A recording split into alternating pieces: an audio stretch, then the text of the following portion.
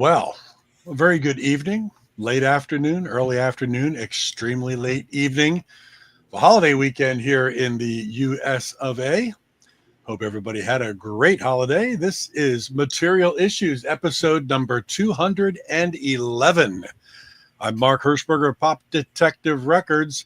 I'm over here on the East Coast, just outside of Philadelphia, on another grueling 95-degree day today, but not too bad. The whole holiday weekend was wonderful. Joining me, as usual, all the way on the other side of the country, sunny Southern California, my good friend David Bash, the president of the International Pop Overthrow Music Festival. David, how the heck are you this late afternoon? I'm fussing with my chain here. That's how I am. How's the bling? The bling is good. Thank you. Yeah, everything. Beautiful day here, as usual, at this time of year. That's more or less all you get. So the only question you have is it going to be scorching hot or just plain hot? Today it's just plain hot. I'll tell you what, I was gifted. I was just so honored when some friends of mine gifted me with this T-shirt.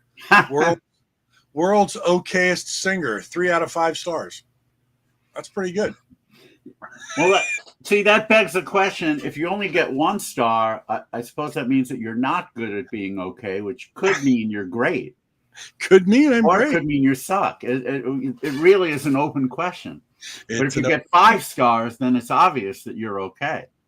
That's right. So the question is, would you risk getting 1 star to potentially be great, but also potentially suck? Or would you rather get 5 stars, meaning that you are the world's okayest singer? It's hard. It's a good question. A hard question. Yeah. It's a hard question. I think I'm just going to stick with 3 stars because you're just not really sure. Yeah. I'm not sure exactly what. I guess that opens every possibility. It opens every possibility. Yeah. And I'll tell you what, back-to-back weeks for Mark Hershberger of Pop Detective Records. Last week we had the Aurora Burst watch. Tim Allen showing up. Hey, Tim. Hey, Tim. Great to see you as always. Yeah. And this week, just in the mail, it's hard to see. This is a inexpensive Swatch watch, but it's actually on the more collectible side. It is. See if I get a thing here. Keith Haring. So what? So give me the history here. This is just Keith Haring, of course, world-renowned artist that died a number of years ago. But I grew up down the street from him in Kutztown. Wow. Knew him as a youth, so followed his career and all his artwork in New York City. And Keith hung out with Madonna and Andy Warhol, all those people. But Swatch teamed up with Keith Haring with the Keith Haring shop and did a lot of different Keith Haring sets. And they just came out with this kind of new. And what year is that? This is brand new. This is brand new. 2000. I always love when these companies pay homages to different people, even if they have nothing to do with watchmaking. It's all of Keith's little men figures all around the watch, so it's kind of cool. I had to pick it up. Good on you. So yeah, just like this Mont Blanc Jimi Hendrix homage pen. Very nice. Yeah, I love that. It'd be great if you unscrewed that and it actually played Foxy Lady or something, right? Right. But I did happen to get a Grail watch over the week. I had to make a really big trade to get it. Wow. But it's good news and bad news. This is one I've been waiting for forever. It's the Omega Flightmaster from the early 70s. Wow. It's a lot of pilots wore this watch back in the day because it's got a chronograph, it's got a GMT hand.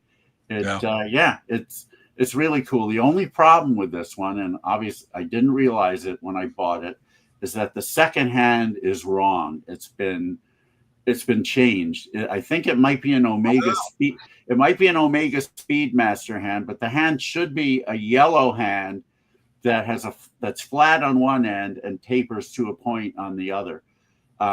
I looked on eBay. Right now there are no yellow hands. There are orange hands, which would not go with this watch, but there's also somebody selling the whole set of hands that are orange. So I may opt for that. I may also opt to change this back to another Flightmaster that they have that does have yellow hands, but doesn't look quite as clean as this one. So tomorrow, I guess I'll find out. But no matter what, I mean, having this is it really means a lot to me. And one day, if I keep this one, I'll find a yellow hand. They show up. Yeah, very cool. But yeah, this is I had to trade my Omega Space Master, but that one's only 10 years old. This is 50 years old. I think this is the choice. Better choice. Yeah, I like it. Yeah. Like so anyway, we have that. And let's see, quickly with IPO, did the Vancouver schedule. We'll be putting that one up on the site shortly. Send out invites for New York, Boston, and Toronto, and things are moving along in that direction. Those will be in November. So much more on those later. But right now, of course, we have our special guest, and he certainly is special to a lot of people who listened to pop music back in the 80s. We're listening to alternative rock, college rock, because one of the stalwarts of that scene is definitely the dBs. And they had the great albums, Stands for Decibel and Repercussion. And then later on in the decade, they had a few more. But those are the ones that people, I think, remember the most. And he then put out a solo album in 1983 called It's a Wonderful Life, and also put out several more records, including Fireworks, which made John Borak's all-time favorite power pop albums list in his book.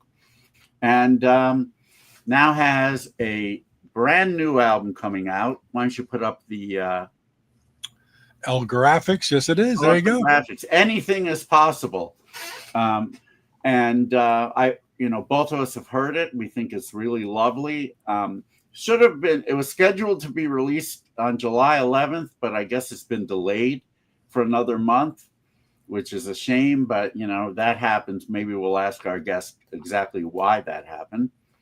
But here he is again. I guess I think he froze on the other one. He froze, but he's back. Yeah, so I suppose it would be a good time to bring him on. So without further ado, would you please give a huge material issues welcome to Mr. Chris Stamey? There he is. Great to be here. OCS. I will be. I'll be more intermittent than you'd think. Am I calling? Yeah, you're kind of right now you're frozen. Now you're back, but yeah, we'll work through it.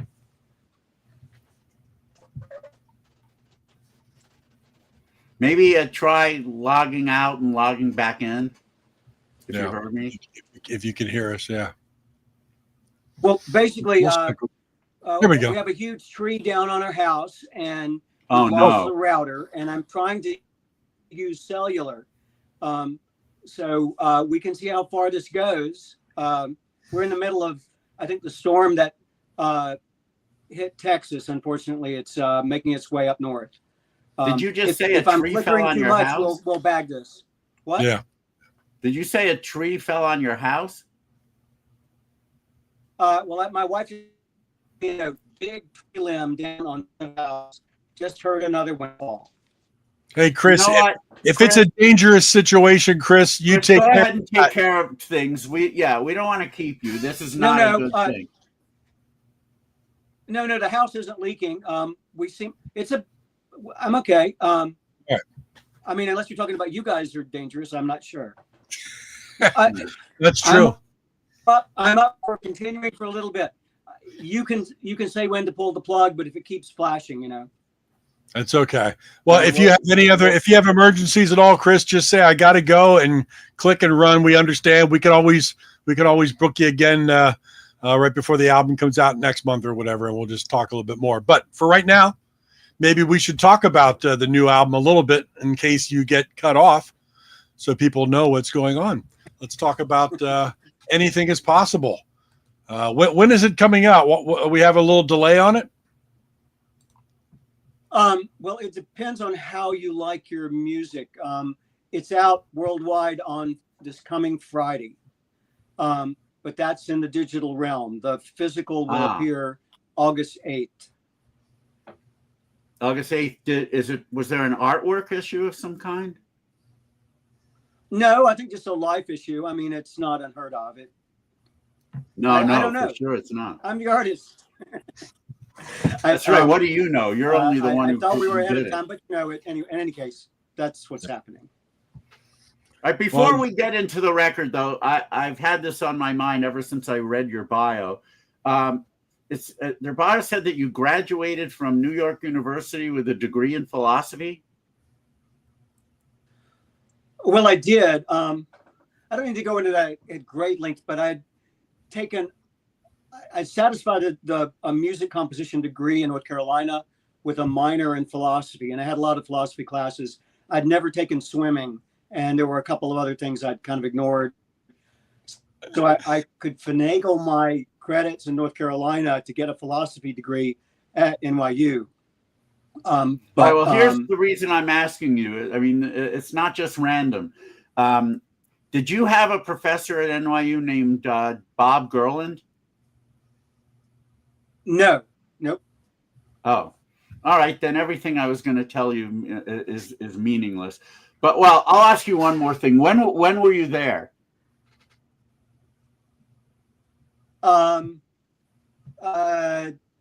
Spring semester 77, and then I think I had one incomplete. I didn't really graduate until 78, but I was really done with it. I was only one semester. All right. Yeah, I started there in 78, so we missed each other just a bit.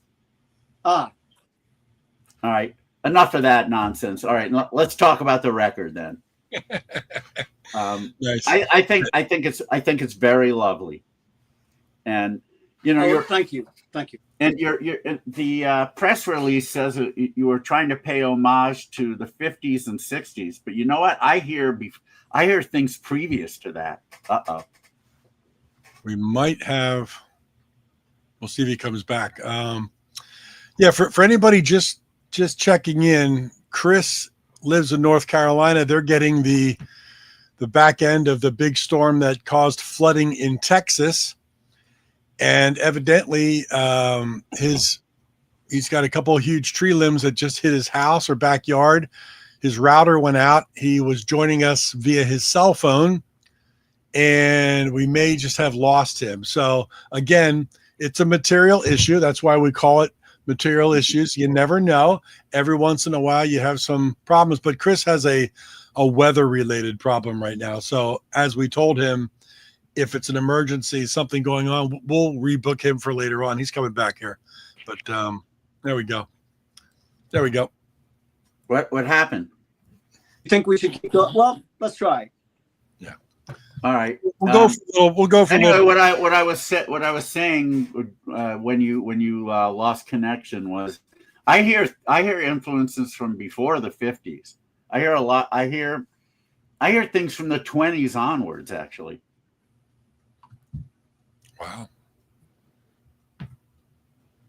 I think part of that might be the composition, and part of it might be the arranging. I don't know, but yeah, I was thinking it didn't really go back to further than like 45. I mean, there's a song "When My Ship Comes In" that's very specifically in the style of World War II separation ballads. World War II separation ballads. I think I cut out again. Like I'll be seeing you if only in my dreams, or I'll be home for Christmas. So I was thinking about that. But I feel like it seems like war is still breaking out everywhere. So it seemed worthwhile or of use to go ahead and write it. I don't know, but I grew up with that kind of song. Yeah. You what? I'm sorry. Beautiful song. Yeah, really, really well done. You worked with a lot of impressive folks who helped you out with this album. The list is pretty long, including Don Dixon and Probin Gregory and Mitch Easter, and of course the Lemon Twigs, who did the background vocals on "Don't Talk," which was amazing. Their stamp was all over that. What led you to get the Lemon Twigs involved with a track like that? And were you a fan prior to it all? Oh yeah, I mean, what led me? They're great. Was I a fan? obnoxiously so. They are my favorite band. I started this record, and I was kind of aware of them, and they asked me to open some shows for them, and it's just like my jaw dropped, and it's never come up. I just think they're the best band around. And they're on 3 tracks, actually. They're on the title track, Anything Is Possible, and they're also singing all those harmonies on I'd Be Lost Without You, which kicks off the record. And you know, brothers, it's like Hey Brothers, Leuven Brothers. I mean, they have a thing, you know.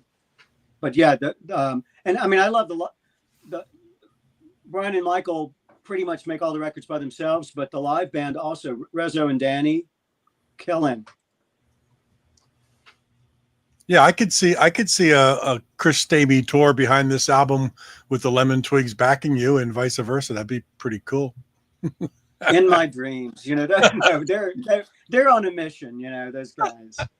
No, we're all very, very impressed with them. You know, their dad, Ronnie, played my International Pop Overthrow Festival a bunch of years ago, and the 2 kids backed him. They were in his backing band prior to when they were Lemon Twigs, but you know, you could see that they were talented. I mean, there are videos of them playing, I don't know, songs by The Who when they're like 6 and 8 years old and doing it really well. I mean, they're prestigious, and I mean, I forget the right adjectives, but they're incredible.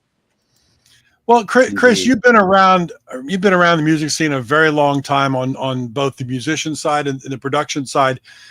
Let me ask your opinion on something. A band like the Lemon Twigs, as much as we love them, and they're so good, what is today's music world?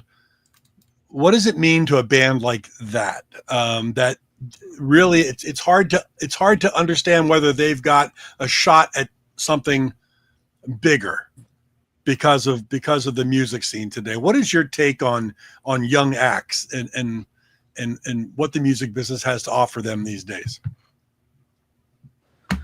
Well, when I started playing, the music business was a lot smaller, and the satisfaction was in the writing and the performing and the proficiency on an instrument and on learning something new all the time. And then I think it was in the mid 80s. I don't want to point at Duran Duran. I'm not sure what it was in MTV, but all of a sudden it was a way to win the lottery, and there was big money involved. And that is certainly very attractive. But since I started in a musical world where it was unlikely to have a record out, and I mean, I tend to think of more like the big lottery things as that's the blip. I mean, I look at the world of, you know, Bach, which was a patron church thing, or a lot of musicians were on royal patronage, Mozart. It seems divorced from the actual music making to me, which is, you know, getting together with people and making the air do your bidding and causing these brain resonances. So as you can see with this rambling answer, I'm not your go-to guy for that question. Yeah, it's just a hard, I mean, you know, yeah, it's a hard thing to, you know, since we've all been around for quite a long time now and watched the music business morph into what it is these days. When you look at a band as good as the Lemon Twigs, or when you listen to an album as good as Anything Is Possible, you lament the days when you heard that all over the radio, or you heard it wherever you went, because it was just that good. And today seems to be a whole different ballgame in where you have to find this stuff. Yeah, tell me about it. You know, that's what I do all day, Chris. Look for young talent to have it at the music festival. But I mostly end up getting old talent, which is fine too, you know. But they're the ones who are doing this kind of melodic music. So there aren't too many bands like the Lemon Twigs at that age who have that gift of melody and want to use it. I mean, it's a learning curve, you know, and the start. I mean, the main thing if I'm going to get on my soapbox, it's really to say that there's a great advantage in continuing to try to evolve beyond your comfort zone in music.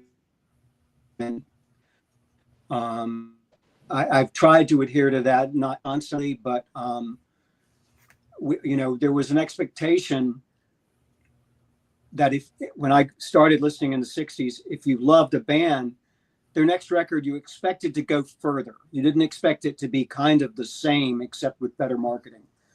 But that meaning specifically, like charting the Beatles songwriting from the point of harmonic progression. You could see where they learned this chord and they learned how you can connect this. And every time they'd learn a chord, they'd write John and Paul would each write a song with that chord in it.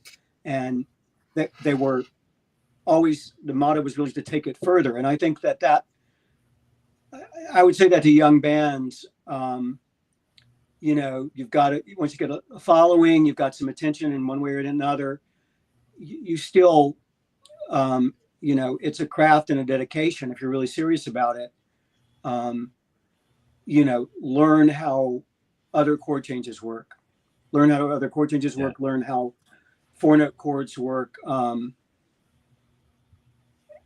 And it's really much more fun. So, that's a lot of what I hear with the Lemon Twigs, or like on Big Star Records, is a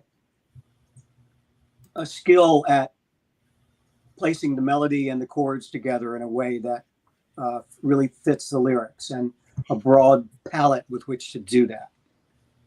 Yeah. Okay, off the soapbox. Hold on. On another note, in November of 1981, I went to one of the record stores I frequented back then. It was called Mad Platters. It was in Yonkers, New York, and the guy who owned it kind of knew my taste. So I came in that night and he goes, "I just got in a record that I think you're going to love." And suddenly a song called "Living a Lie" comes on. And he was right. I certainly did love it. But what was even more remarkable than that to me was and I had been collecting records for a long time at this point. I must have had at least 2,000. But this was the first album that I had ever seen by an American band that was on a UK label or on a non-US label. And that was, at first I thought you guys were British when I saw the label. And then I read a little further and I was like, okay, how did that happen that the dBs ended up signing not with a US label, but with a UK label, Albion Records? Albion signed the band for publishing, and then they had also signed Joe Jackson, and all of a sudden Joe's doing pretty well, and they had the money, and they said, well, we want to make the record. And it was great. I mean, we went, the second record, the Living a Lie record you're talking about, we went to London, we recorded it at the Who's studio, recorded at George Martin's, mixed at George Martin's studio, recorded some there. Finished it at Power Station. So it was very deluxe. And, of course, we were in a pretty good place as players, but, it took some time to get the tracks. I mean, maybe it was a 6-week record, which seems like impossible these days. People make records in 4 days, or less. Also, Living a Lie, that particular tune, you got to credit producer Scott Litt, because he did that brass arrangement on it. And it really, it's the craziest thing. It's all over the place and just really exciting. It was the Rumor brass, I think. The Rumor, that was a section that Nick Lowe would use a lot. Mm-hmm. Right. Yeah, indeed. Yeah.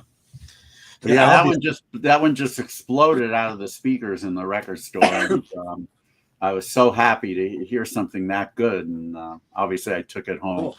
It was subsequent that I, found it out about stands for decibels, because I was not aware of the dBs until he played it. But that's the best, one of the best aspects of going to record stores, and you may be familiar with this too. But when a record store owner or manager or whatever figures out your taste by what you buy there, and then later on, says, "Oh, I got something I know you're going to love," and it turns out to be true.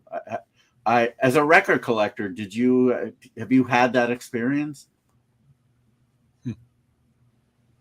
I think my tips like that come more from musicians I'm working with, actually. And I try to ignore them. It's really, I mean, well, or are we going to go back to the Lemon Twigs? Yeah, Jody Stevens was saying, yeah, the Lemon Twigs are great. I'm going to sit in with them at South by Southwest. I said, oh, yeah, that's fine. And then he wanted to, it's like it takes me a while to kind of pay any attention, actually. I mean, record stores are incredible, and that's a big benefit. But I spend a lot of time living in a cave. I mean, a studio. Right. Well, I mean, David and I, as fans for a long time, we talked about the music business as it is today. But I got to tell you, whatever your means to create anything as possible was just to get the music out of you. We greatly appreciate you doing it, and I think that just needs to be said, because we interview a lot of artists on this program, number of which have not released anything in a long time, and they've come out with brand new stuff, and it is greatly appreciated. And cool. your work is quality work, and always has been are wonderful. And I'm just particularly very grateful that you have decided that it was something that you would put out and let us hear and let us be part of it. So thank you. Well, very nice. Yeah. I mean, I enjoy this record. I don't always listen. Oh, sorry. I don't always listen to my records after they're done, but I thoroughly have enjoyed listening to this one. And I'm very happy with it. I mean, I think it works as a complete finished album in a way that sometimes doesn't happen. Yeah. And I'm just letting people know, across the bottom of the screen, chrisstamey.com is running. So everybody knows to go at chrisstamey.com. And that's where you'll see information on this album. As he said, the digital drops next week, and Friday, Friday, and nice. Then the physical will drop early August. So listen to it for a little bit digitally, but then buy your copy. Is it vinyl and CD coming out in both formats? It Chris? is, and the cover is really great on the LP version. I think it's a piece of artwork by Faye Hunter, who was a dear friend who was in the band Let's Active. Yeah. Oh yeah. And Beautiful. is no longer with us, but I was very pleased to have that particular artwork. I always loved. I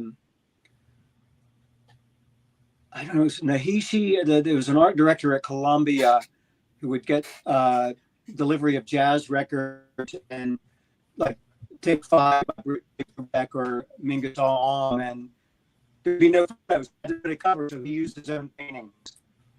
And I always loved that style of having a painting on the front. Yeah. If it can. So things are a little awkward because there's been a lag and there's been some freezing. So if we apologize to you, Chris, of course, but also to everyone watching, just kind of bear with us. It'll all work out. Yeah, indeed. Yeah, Chris is going through a heck of a rainstorm down in North Carolina. It's the remnants of that Texas storm. So we understand why things are a little glitchy on us. That's all right. It's all good. By the way, Chris, I want to thank you. I want to thank you for another song in your career that maybe people don't mention too often, but it was one that I fell in love with immediately, and that would be Depth of Field from It's a Wonderful Life. Thank you. Yeah, I mean, that song was slated to be on Repercussion, actually. Really? And the dBs recorded it. He recently haven't released it. But I thought that was a big song. I like the the whole notion a camera's depth of field, which can be, it's a parallel for attention, right? I mean, it's you can zoom in on something and everything else is, you're oblivious to it, or you can have the long view and take every. Yeah. Yeah.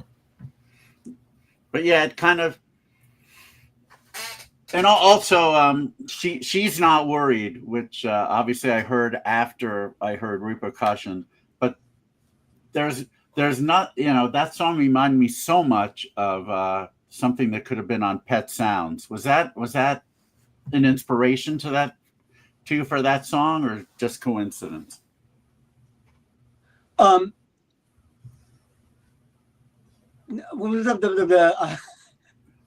I might have been revised, but it is a kind of harmonic thing.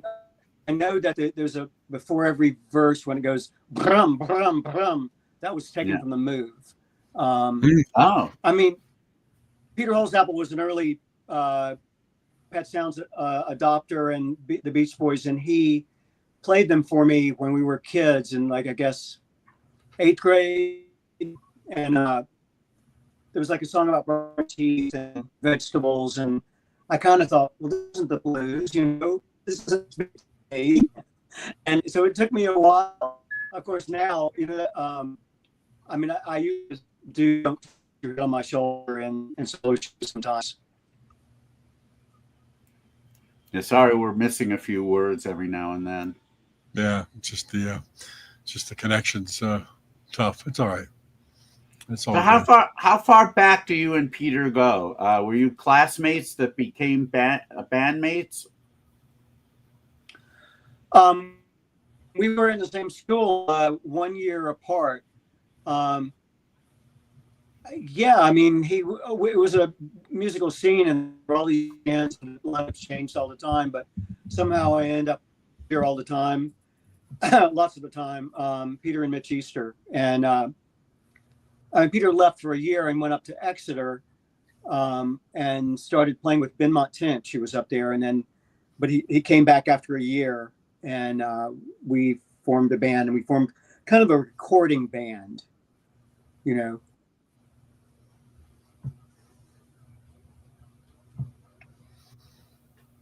I keep waiting to black out again. When you guys go black, I assume that's when I'm gone, right?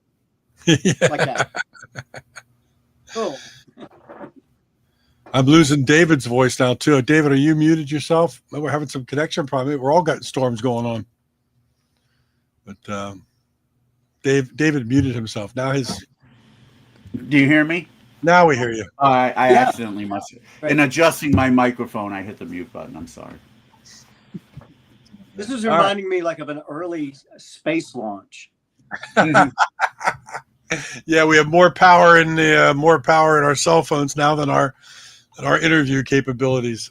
It's all right.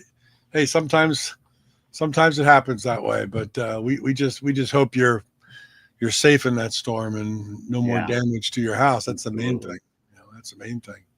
That if the tree I'm thinking about, it was an arboretum quality, an incredible tree. So, oh no, I hope not. Yeah. Yeah, indeed. Well, we hope you stay safe. But listening, you know what? Let's play a track from the album. I think. Can you do it from the recording, or do I have to get a guitar? No. We've got the recording. We're not asking you to play it live. Yeah, you're fine. Yeah, we'll start with the first track. I always feel like there's a reason why a track is number one on the album, and this certainly is a great one. The lead-off track to Anything Is Possible, I'd Be Lost Without You by Chris Stamey. Here we go. 1, 2, 3.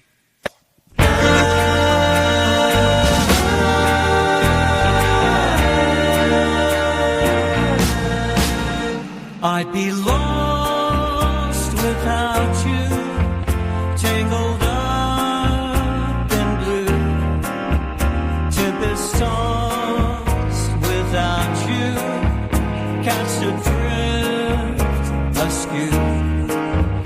If you ever leave me, don't know what I'd do.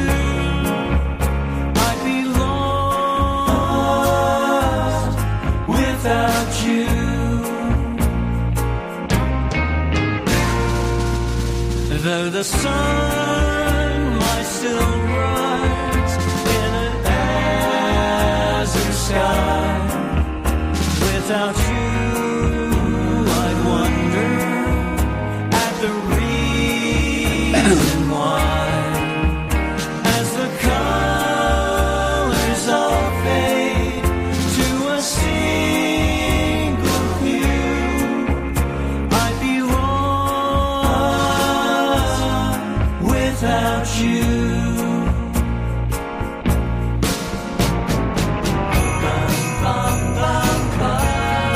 What would tomorrow be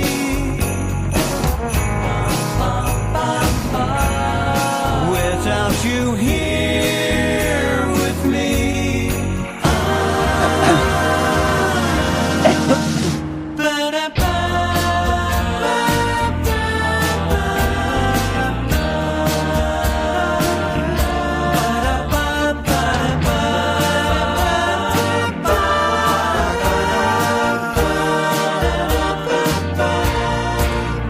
Much of life's a mystery. I think you'd agree. But as long as you are with me, there's one certainty. Though the seasons may change, I'll always be true. I'd be lost without you. I'd be lost without you.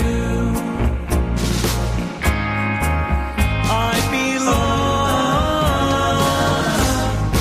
without you.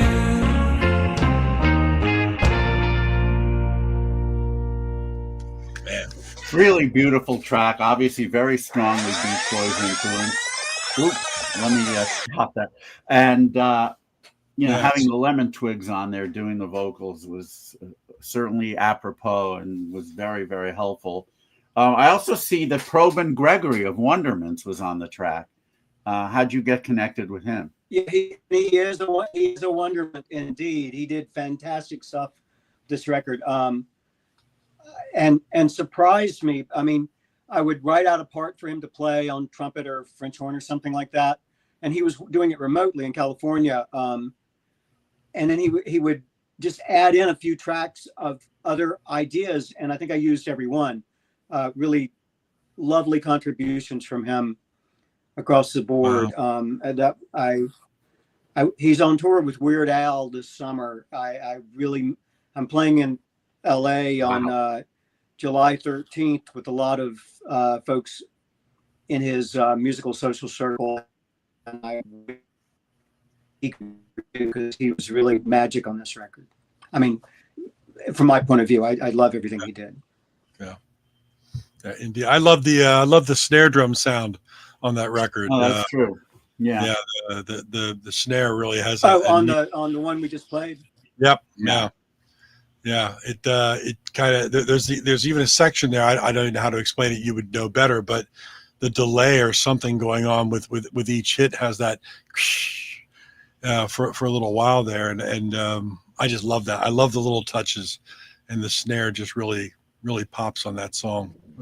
Besides everything else, which is great. But, well, I mean, I think it's all written down. I mean, that was something that Rob Lett was reading. I mean, I think he actually played a regular drum kit in the middle, but it's a notated arrangement with flams, and there's a roll in places. Beautiful. Yeah, it's just great work. It's that's what makes these songs so special. Is these the little touches that you think of, and they work so well. And that whole song is just loaded. In the press release for the album that I read, it says that you thank Alex Chilton for turning you on to the Beach Boys, especially. Were you a fan of Big Star when those records came out, or did you find them later? No, I mean, before they came out, I mean, Babies Beside Me came out as a single, and it was played on our radio station all the time. It was a hit record Wow. in Winston-Salem, North Carolina. And I went over to the radio station and bribed I gave the guy $1, and he sold me he sold me his copy of the Big Star record. Well, I think he had 2. I hope he had 2, because I've always worried that for that $1, I deprived everybody of more radio play. But no, I thought they were a band not as famous as the Rolling Stones, maybe more famous than the Guess Who or the Grassroots. No, I had no idea they were considered this obscure group until later. Well, I think it wasn't until later that people found out about the records. It probably, I would say, around 1977 is when Underground magazine started doing a lot of writing about them, and then Big Star Third was finally issued, and I didn't find out about them until 1977 in college. You could get a bootleg cassette of Big Star's Third. There you go. Well, finally came out legitimately. But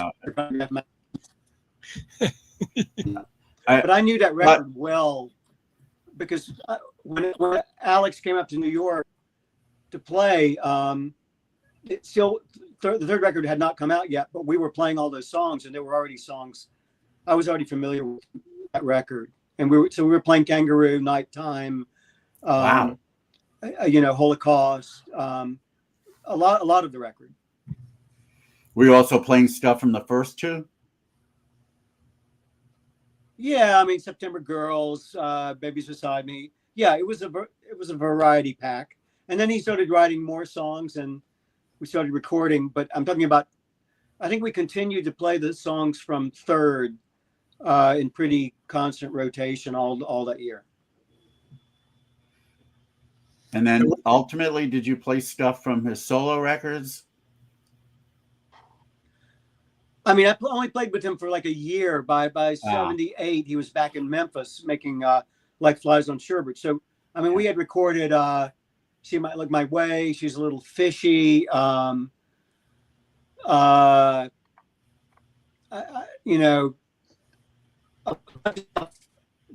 came out. Some of which, because of the studio.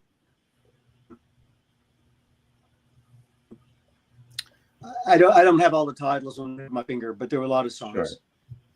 Sure. But then I was going to say, I have an Alex lyric. What? Go ahead. I'm sorry. No, you got out. I didn't hear. No, we're just cutting in and out. Maybe you know what? If this is okay with everyone, why don't we reschedule and finish this up closer when the record comes out? Then I'm sure things will be much better around your home and the connection, and it'll be a little bit more timely. Is that okay? Yeah. I think it'd be wonderful. That much up here by then probably, but I'll pull it together. Yeah, we'll figure something. It'd be great to talk more about this new release whenever the connection better, so we could really get some more take on anything that's possible. Because it's such a great record. I hate to diminish with just our connection right now. I'd like to do it a little bit more in more detail when it's better, Chris, because it's really good and people got to hear about it. Yeah.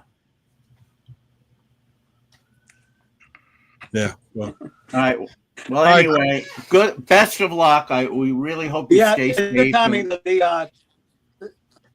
The sirens the police sirens are really picking up outside. So all right, a good idea. To leave. I'd love to come back. Go take care of everything. Okay. Best of luck, and we'll speak soon. Thank you. Bye. Thank you. Bye-bye. Okay.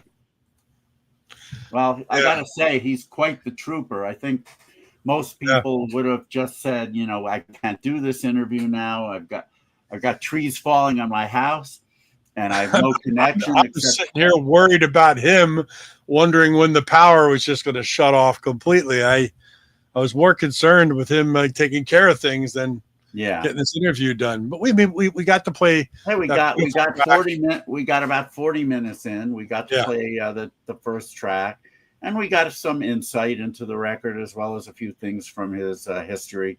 But yeah, we'll even finish if he this can up. come back, if he can come back, at a later date, even if it's for half an hour, just to talk about the new album when it's out, that'd be great, and that'd be good. Hopefully, make that happen. But We will.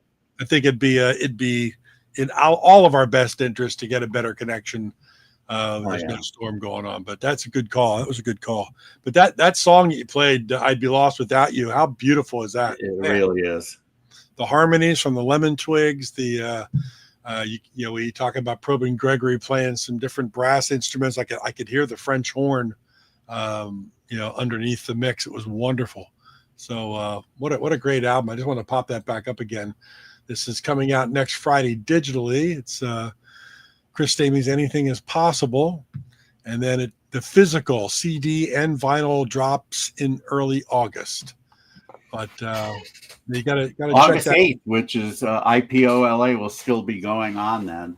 And chrisstamey.com across the bottom if you're interested in keeping abreast of when it's coming out and where to get it. That's where you go. Yeah, so for those of you who just showed up, because I see our numbers went up a little, Chris Stamey was unfortunately in North Carolina right now. They're catching the same storm that decimated certain areas of Texas, and while it's not quite that bad, they did have a tree fall on their house. Probably not a very heavy one, but it's still not a good thing when that happens. We opened up the interview with all of a sudden his connection went. He came back via cell phone. He said, "A tree just fell on my house." We were like, but he was a trooper, and we got through about 40 minutes. But we'll reschedule. We'll get him on when everything is well with him and the connection gets better. But what do we have coming up? Well, next Sunday, the 13th, which is pretty cool. We've got a brand new CD from the Gripweeds. Or album, what I call CD, I say it all the time. But we'll have husband and wife on the show. Kurt Ryle, Kristen Pinnell. That's next Sunday. The Gripweeds have a new album, Soul. What's the Soul? Soul Bender. Soul Bender. Soul Bender. Yeah, great track. Thank you, Tim. Strong touch of it. Yeah, indeed. Very much so. Yeah. So Gripweeds with a new album, Soul Bender, and man, that album, I've listened to that whole thing. That thing just is all killer, no filler. Oh, no doubt. It's as good. It's up there with the other stuff they've done. Always, no matter how much time. I mean, I remember first finding out about the Gripweeds in 1994. And here we are 31 years later, and they're still going strong. Maybe as strong as ever. So good. So that's fantastic. That's next Sunday at 8 p.m. Eastern, 5 p.m. Pacific. And what do we have on the 20th, or do we? I think. Oh, you just booked that recently. It's the early afternoon show with Billy Nichols, right? That's right, Billy Nichols. Yeah, because he's going to be over in the UK, so we're going to do a 3 p.m. Eastern, noon Pacific. Did we say? Oh, that's right, noon Pacific. 8 p.m. 8 p.m. UK. UK time. Yeah, that's what he prefers, and I really want him on. There's a new reissue of his album, Would You Believe? But we're really not supposed to talk about the reissue specifically, but we can talk about the record. And it's amazing history going from complete obscurity at the time, because it was never officially released. Only promo copies came out. Yeah. Going from that to a rediscovery in the late 90s, followed by several reissues, both on vinyl and CD. Just a great pop album that everyone needs to have in some form. Like I said, there's a lot of reissues out there, including the brand new one on vinyl. So, you can check. It's probably up there on Spotify or on YouTube, so you can check it out there. But definitely worth your time if you're a fan of any kind of 60s pop. Yeah. And then on the 27th, back to our normal time, will be a band who in the late 90s and early 2000s certainly made their mark on the pop scene. And then they went their separate ways, but now they're back with a brand new record. And let me see if I probably should have had it out here. but let's see if I can find it. I think I can. No, that's not it. Oh, here we go. All right. Brand new record coming out soon on Big Stir Records. Mobtown by the great band from Balmer, as they say over there. Splitsville. Splitsville, We played a track. We played a Splitsville track last week, not from this album, but from the new Rick Springfield tribute album that Andrew Curry put out. Yeah. They did a great version of Love Is All Right Tonight. And this record, too, is excellent. They definitely haven't lost a step at all. They're still doing some amazing power pop. And you'll hear it all on Mobtown when it comes out in a few weeks, I believe. Right around the time that we have the interview on July 27th. Wow. Yeah. So then the following week will be IPO. I think we're probably going to have to skip that week unless we do something live from Redwood Bar, which maybe we will. We've never done that in any place other than Liverpool. Yeah. But now that we've moved to Sunday, that's going to become more and more available to us. Different cities that we're actually going to be in on Sunday. Stockholm, we ended our Sunday night show because of the time difference. Yeah. But this time, at 5 p.m. on August. What day would that be? Actually, August 3rd. August 3rd. Yeah. We will be doing an afternoon show at Redwood Bar. So maybe we'll just decide to do something from there. Maybe a similar situation where we play something live and interview bands and get a little tour of Redwood Bar. It's actually a really cool place with a pirate motif. Oh yeah. And great food. I have to say, probably the best food I've ever had at any venue. Nice. Nice. Yeah. So we'll be doing that. And then afterwards, we've always got irons in the fire. I've got certain people I'm going to be speaking with, and we'll see if we can get them to appear. And we might get Chris Stamey back on here in August too, talking about the album. That's right. Maybe that's true. So what would that be? August 10th, which 10th. I will have an IPO show that afternoon. We'll see. We'll probably have to wait. And then, you know what? And then August 17th, our good friend Justin Fielding, who's just about ready to release the Power Pop movie. He'll be doing a showing in LA during at the time. So maybe there could be, depending upon what time that is, maybe there could be a tie-in between Material Issues. That'd be cool. Yeah. And that. And, so it won't be a regular Material Issues show, but August 24th, then I guess, will be the first one that everything will be kind of back to normal. We'll see. We'll keep you all apprised of everything that we do. Yeah, that's what we say. Always, subscribe over here on YouTube or on the Facebook group. And then if you do, you'll catch the weekly email that tells us. What we should do to close this up, if it's good with you. Let me play the two reissue tracks. One's a reissue track. One is from something that. It is. These are two reissue tracks that we didn't have a chance to play last week. What do you think? Yeah, let's play some music. We'll close the. All right, we'll play some music. We'll get to the hour point here, and so our show is at least an hour long by playing some music. It'll be just about an hour long. Cool. All right. Anyway, I showed this a couple of weeks ago.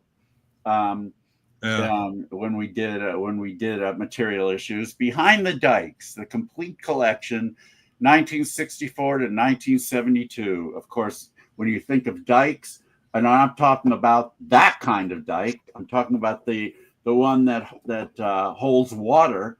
You think about the Netherlands, and some of them hold water.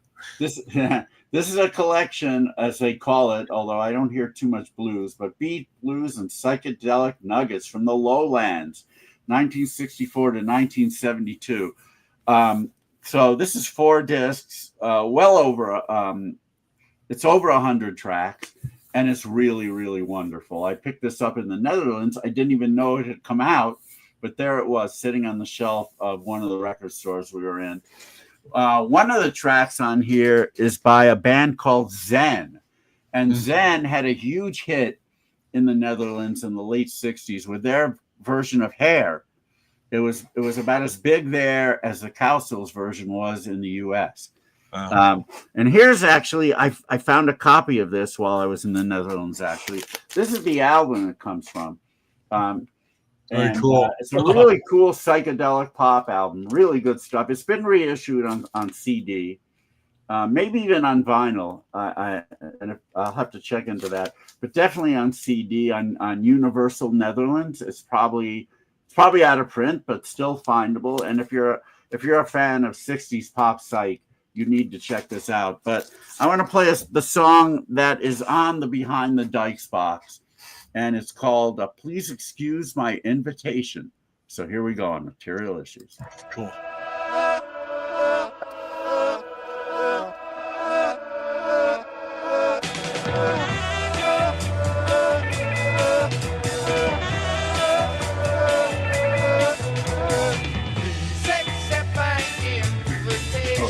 Not extreme.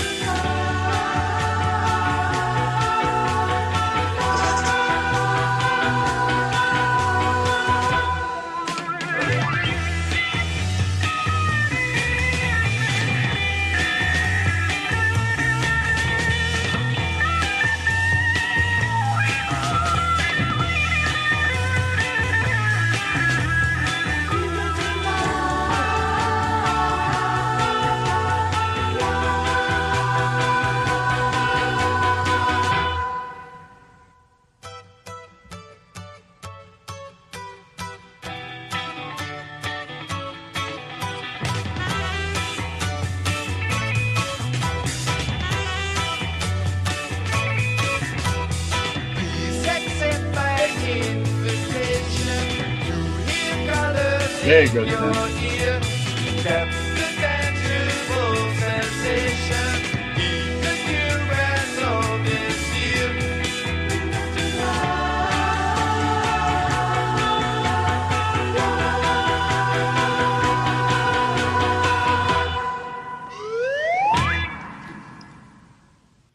Nice. I don't know how big a hit that was over there, but it definitely became an oft-comped track. Over the years, it showed up on various Netter Beat compilations. So that's probably one of the favorites. Like I said, this whole album is really good. And every track except Hair, I believe, was written by Dirk Vanderploeg. Well, Ploeg. I don't know how you pronounce that. Ploeg, Plague. Ploeg sounds pretty good, yeah. But so he was the main guy in the band, and they actually had another album in the 70s, which sounds nothing like this. It was much more 70s, much more rock without the psychedelic. But yeah, I would, if you're a fan, this is a band that most people in the U.S. don't know about, but they really ought to. So please accept my invitation, not excuse, by Zen on Behind the Dykes. The next thing I want to play, and I've been talking about this album a few times, so we haven't played anything from it. A great compilation on the Grapefruit Records label, subsidiary of Cherry Red. The Flower Pot Men, Midsummer Dreaming Anthology, 1967 to 1970. The Flower Pot Men became big in the UK when their song Let's Go to San Francisco hit the top 5 on their charts. It would appear to be an homage to Scott McKenzie's San Francisco, but on the other hand, it may have been purely coincidence, because they came out not that far apart. So maybe they were both homages to the San Francisco Haight-Ashbury love-ins that were going on in 1967. Both songs really great. I don't know if you've heard "Let's Go to San Francisco," but if you like, I'm sure you'd like it. They had a few other hits, but nothing nearly as major. John Carter was the main singer-songwriter of the band, but as they were around for a few years, other people came on board. One of which, I guess, was Tony Burrows, who ultimately would become the lead vocalist of all kinds of bands from 1970 and later, including, of course, now I'm why am I forgetting their name? Love Grows Where My Rosemary Goes. Edison Lighthouse, of course. Boy, getting old really sucks. Then lead singer of the great song "My Baby Loves Lovin'" by the White Plains, and then later on "Gimme Dat Ding" by the Pipkins, where he affects a very funny voice, just a kind of a goofy high voice. That song is hilarious, by the way. I've always thought all three were top 10 hits. No, check that. "My Baby Loves Lovin' didn't quite make the top 10 on Billboard, although I'm sure it did on other charts. Yeah, and then a few years later, another top 10 hit he sang lead on, "Beach Baby" by First Class. He sang on so many different group incarnations and hits. It's amazing. He just did that Factory. No, I don't know. If he sang on the track that I'm about to play. My suspicion is this was before he joined them. But this anthology is amazing. It's not only got the hits that they had, A's and B sides. It's got albums that were recorded but never came out at the time. Peace and Past Imperfect, which are a little bit more psychedelic rock, but still have really awesome melodies. So singles and sessions are on disc 1. The two albums are on disc 2, and then disc 3 are singles and demos. One of the singles that was not a big hit, but is definitely one of my all-time favorite songs, is buried on disc 3. But that's okay because you want to go through the whole thing. It's a song called "You Can Never Be Wrong." It was a single in 1968. And this might be, now that when I think about it, it might be Tony Burrows, but I don't know. But anyway, great pop song, sunshine pop song out of the UK. So here we go with the Flower Pot Men and "You Can Never Be Wrong" on Material Issues.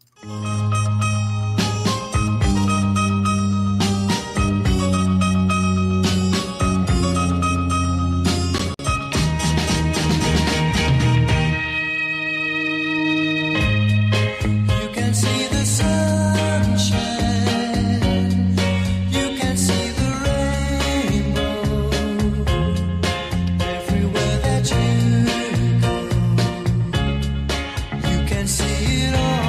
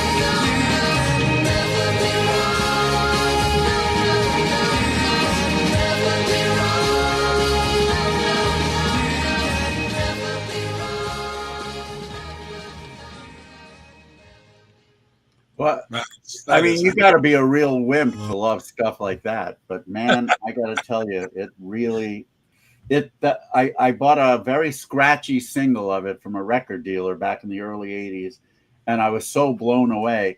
And then so happy when finally a Flower Pot Man compilation came out, and I was able to hear it without all the distortion and the noise. But I'm trying to now. I'm looking at the liners, and I'm trying to find out if Tony Burrows did sing that track, but I haven't found it yet. So let's see. but it certainly sounds like it could be him. It does sound like him. But so did John Carter. So they didn't sound all that different. Yeah, I'm just looking to see if there's any information Yeah, I kind of want to know. on that track. It just says Flower Pot Men led by vocalist Tony Burrows.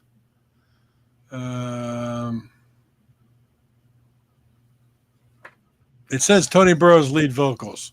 On You Can Never Be Wrong. Yeah, that's Wow, look at that. Okay, so he yeah. was with the band a little bit longer than I thought. Yeah. Can't pull up the actual site, but it does say under this one thing,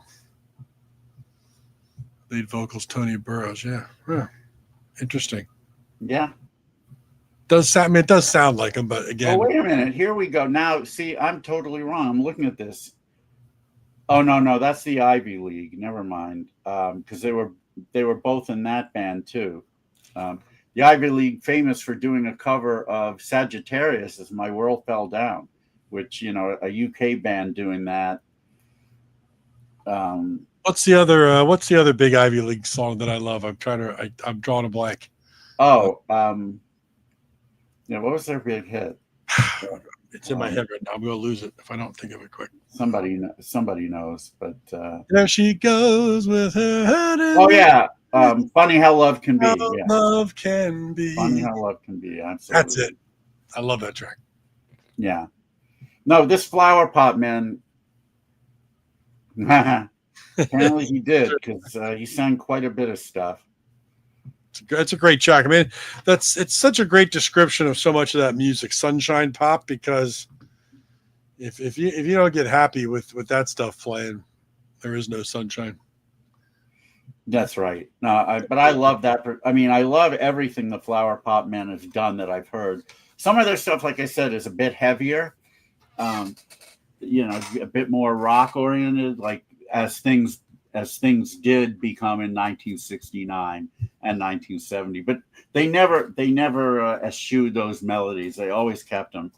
I would of all the 60s comps of bands that I've gotten in the past many years, I would recommend this one as much as just about anything by a band that, if we're talking about a band that never really broke. Yeah. And because other than Let's Go to San Francisco, they made very little headway. But man, this is great stuff. Just came out on Grapefruit, actually a couple of weeks ago. Yeah. So you could probably find it at Dusty Groove in Chicago, because, like I've said many times, they seem to have a pipeline to Cherry Red, where they get their stuff like 2 weeks before everyone. They even have it up before Cherry Red does on their website. And I know they had copies. I missed it the first time they had it. I had to wait until. But actually, Mark, now that I think about it, you may not want to buy it, because I think somebody's going to be sending it to you. I happen to have a second copy. Oh no, I do. My second copy in the car, so I'm going to bring it out. I have a whole care package to send to you, by the way, including an IPO T-shirt. Oh yeah, thank you. That one will be in there. Now what? That's fantastic. Thank you. You're very welcome. You're making me think of Cherry Red and compilations. What's the compilation I was listening? I just got I don't have it here. It's out in the other room. All things bright and beautiful. How good is that set? I'm trying to remember the title. Which one is that? I think it's a Cherry Red release. The compilation, All Things Bright and Beautiful, UK Pop Explosion, 67 to 69. Oh, that. Yeah. Oh, those are all wonderful. It's amazing the track they've been getting. I was just listening to that the other day, walking the dogs for about an hour, and it was just, I have a speaker on my bag, so I wasn't listening on headphones, so it was blaring for everybody to hear, and so good, man. It just, again, when we talked, I forget the guy's name we interviewed from Cherry Red. Man, I'm getting tired here tonight, but David Wells. Yeah. The fact that the songs that they find and how good they make them sound, and the liner notes about it, it's just amazing archival projects. It really is. It really is. Yeah, they go to painstaking lengths to find this stuff, and then guys like David Wells do just the most thorough research. Really, other than maybe, well, Steve Stanley is certainly up there with them when it comes to doing research. But so great. They just do tons of great work. Amazing. So we've got that, and next IPO that where we don't have a guest, which may be quite a while. I'm sure I'll have plenty of more new releases and reissues to play. But right now, we should probably let people enjoy what's left of their July 4th weekend. Unfortunately, Chris's connection wasn't great, but we got some in, and we'll get him back. I think we'll get it back. I think he'll be up for it. And look forward to it. Look forward to next Sunday night with Kurt Rao and Kristen Pinnell, the Gripweeds. Absolutely. It's 8 p.m. Eastern, 5 p.m. Pacific. Right here, Material Issues, materialissues.com. The Facebook group, you can join us there. You can, hey, thanks, Tim. You can subscribe over materialissues.com. Thank you, Tim. Please tell your friends, share about it. If you see this posting on YouTube, go ahead and hit the share button and throw it on your site. Let people know, because we've got 211 episodes archived. When you mentioned share, it reminds me of a line that the Unknown Comic used, and I know you know and like the Unknown Comic like I do, but what was his? I remember it was. Did you hear that Greg Allman got divorced? He's no longer a shareholder. His jokes were so absurd that I'm like I said, I'm not much of a laugher, but man, when he would tell them, I remember when Make Me Laugh was on. Every comedian they had didn't make me react at all. But when as soon as he came out with a bag on his head and started doing hoo-hoo, hoo-hoo, I was already lost. I was already laughing. And then when he would tell his jokes, I think the one that actually knocked me off my seat, literally, to where I couldn't even breathe because I was laughing so hard, was when he said, "Did you hear about the illegitimate Rice Krispie? He had no pop." And I just died. Oh my God. I'm pretty sure he told that one on Make Me Laugh. Oh my gosh. And yeah, he was on the Gong Show all the time. Oh yeah. That's how I first saw him. Yeah. That's so good. And who was it? What was his name? Murray Langston. Langston. I think he's still, eventually he took the bag off. It didn't work, so he put it back on, but I think he's still performing. I don't know if I would love to have the Unknown Comic on the show and just have him sit there with the bag on his head talking to us about his career. Might as well let me check here. I might as well see if he's awesome around. Would that be? Let's check to see if Murray Langston is around still and active. Oh, he's from Canada. He's 81. He's still alive. Looks like there's a fairly recent picture of him holding his bag with the holes in it. So good. Kids today don't understand how good that was. No, they don't. And I don't know.